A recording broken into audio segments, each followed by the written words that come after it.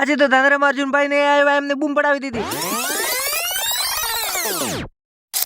અમને ખબર પડી આશિયા ગામે અર્જુન ઠાકોર આવે એટલે ફટાફટ અમે 3 બાઇક લઈને રવાના થઈ ગયા અર્જુન ઠાકોર ને જોવા હાટુ. અમે તો બાઇક લઈને આવ્યા બરોબર, અમુક તો એટલા મોટા ફેન કે જેસીબી લઈને આવે અર્જુન ઠાકોર ને જોવા હાટુ.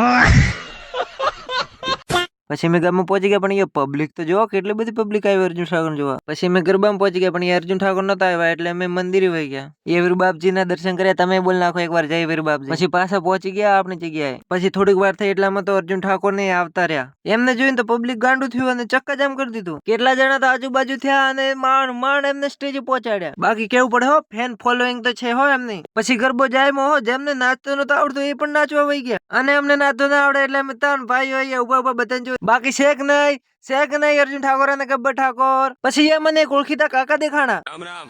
અરે ક્યાં ગામના?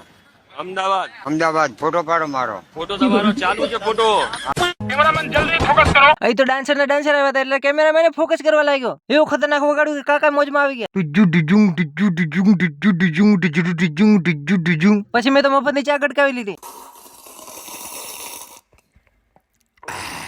પછી રાતના 1:30 વાગ્યા તોય ગરબો ચાલુ. હવે તો ઘર ભેગી ના થાઓ. પબ્લિક હે કે જવાનું નામ જ નથી લેતી. પબ્લિક જાય કે ન જાય પણ આપણો ટાઈમ થઈ ગયો એટલે આપણે ગુલ્ફી ખસકાવી કરવા જય રામાપીર.